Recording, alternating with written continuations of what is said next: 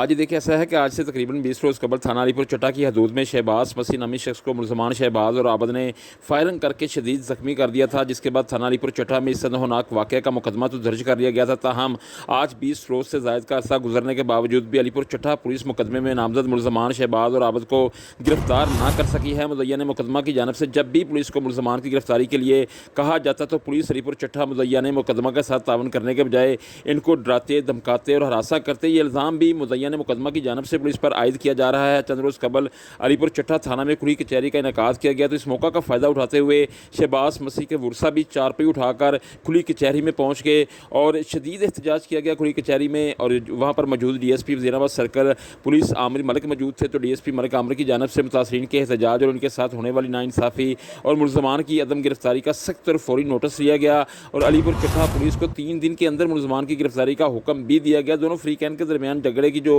वजह सामने आई है उसमें मुलजमान की बहन से मुतासरा शहबाज मसीह नामी नौजवान ने मुसलमान होकर कोर्ट मैरिज की थी, जिसका मुलजमान को शदीद रंज था और इस बिना पर मुलजमान ने अपने ही बहनोई को जान से मारने की कोशिश की, ताहम वो बच गया। इस सारे वाक़े में मुलजमान की गिरफ्तारी के हवाले से अलीपुर चट्टा का पुलिस का जो किरदार है वो इंतहाई अफसोसनाक और शर्मनाक रहा। अलीपुर चट्टा पुलिस मुलजमान को गिरफ्तार कर सकी, ना ही मुद्दईयान मुकदमा को मुतमईन कर सकी, जिसके बाद दोनों फ्रीकैन में सख्त कशीदगी और तनाव की सूरत हाल भी बरकरार रही और दोनों की तरफ से मज़ीद लड़ाई झगड़े का खदशा भी मुसलसल मंडला रहा था। ताहम DSP मलिक आमिर की बेहतरीन हिकमत अमली और बर वक्त एक्शन से मुद्दई मुकदमा मुतमईन हो चुके हैं और ये तनाज़ा अब मज़ीद बिगड़ने से बच गया है। जी।